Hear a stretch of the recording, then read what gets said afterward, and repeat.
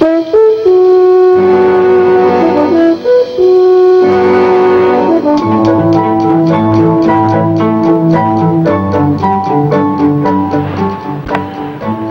in 1956, I wrote and recorded something we called The Strangest Secret. Without advertising or fanfare of any kind, it outsold all other non-musical, non-entertainment type recordings. It's been heard by millions and millions of people throughout the free world, and in the process created a brand new industry. Learning through listening. On one of these solid-state cassette tape players. This player has revolutionized the learning process. Now people listen in their automobiles while driving to and from work and on sales calls, time that was formerly wasted, on their commuter train with the little earpiece, in the bathroom while shaving in the morning, at the dinner table with the children gathered around the table and the whole family together for a change. This has made a tremendous difference in the business of learning. But getting back to The Strangest Secret, what makes a bestseller? What was there about that recording that caused millions of people to want to hear it over and over again and let their children hear it and play it for their employees and their sales forces? Well, I'm making a talk here today in which I'll cover the highlights and philosophy of The Strangest Secret, and I'd like to invite you to join us, and I hope you find it of some value.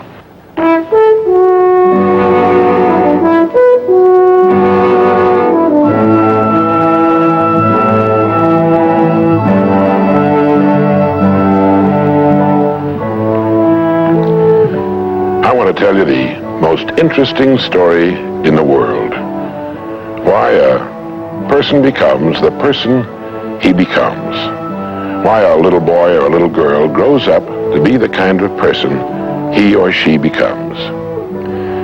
Now, the estimates by the experts in this field are that most of us are using somewhere around 5% of our real potential. Some experts say as little as 1%.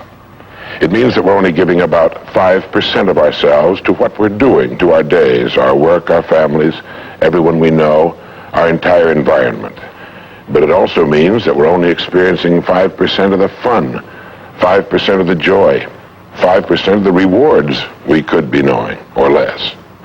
All the experts are agreed that in each of us, there are deep reservoirs of ability, even genius, that we habitually fail to use. Why? We know that most people desire by nature to succeed. But what is success?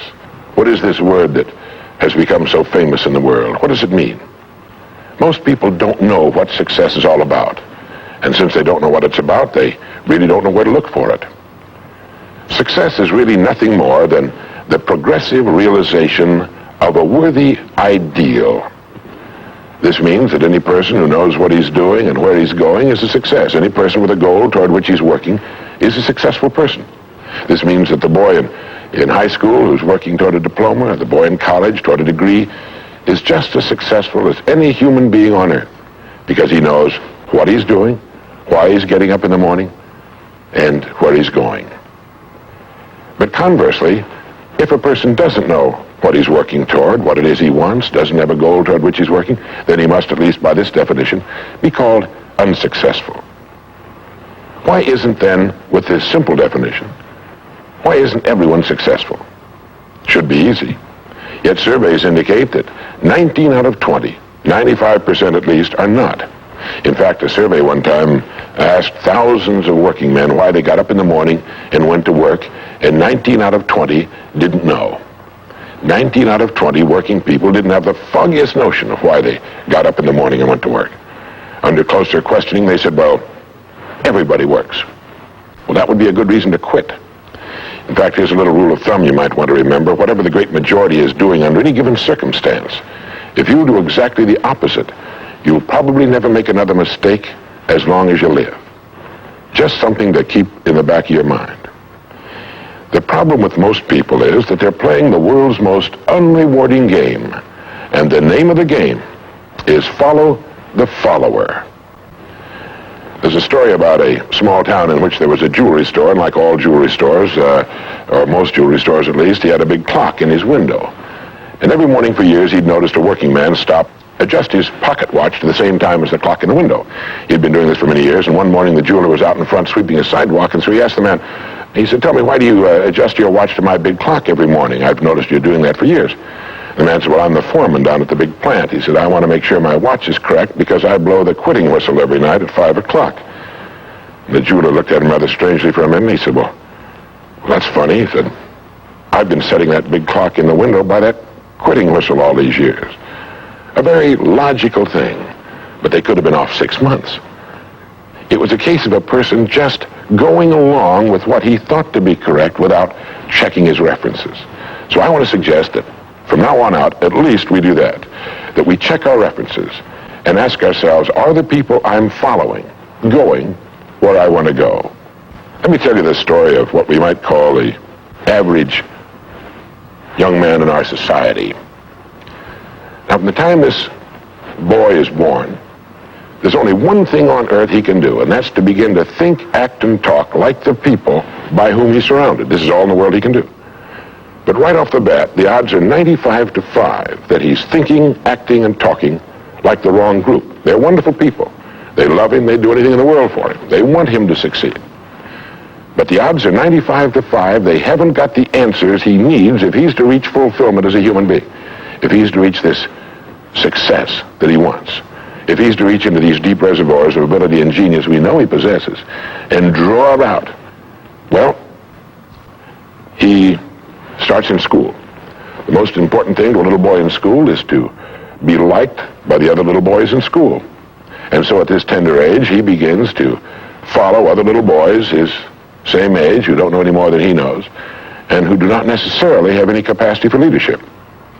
And he does this in the first grade, and the second, and the third, and the fourth, and the fifth, and the sixth, and the seventh, and the eighth, and year after year after year, he forms himself into a composite average of other little boys his age, trying to be like them, trying to do the only thing in the world that's impossible for a human being to do, which is to be like somebody else.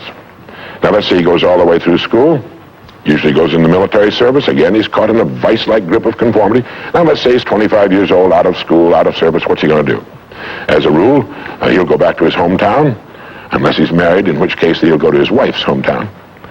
But let's say he goes back to his own hometown, he's single, he doesn't know quite what to do, and he's standing on a corner one morning, and a friend that he knew in school comes up and says, "Hi there, Charlie, what are you doing?" He says, "Nothing." He said, "Why don't you come down and work where I work? It's a pretty good place, the pay's regular, we got all kinds of fringe benefits and so on," and so he does. The odds are about, again, 95 to 5 that his first job is taken as a result of random application. On the job, without thinking about it, the most natural thing in the world for him to do is to look around, see how the other guys are doing their job, and to begin doing his the same way, assuming that what is normal for them is normal for him. No reason for this. He doesn't think about it. He just does it. Now, he has stretching in front of him 50 years or more in the golden age that man has been dreaming of since the days of ancient Greece. What's he going to do with these 50 golden years?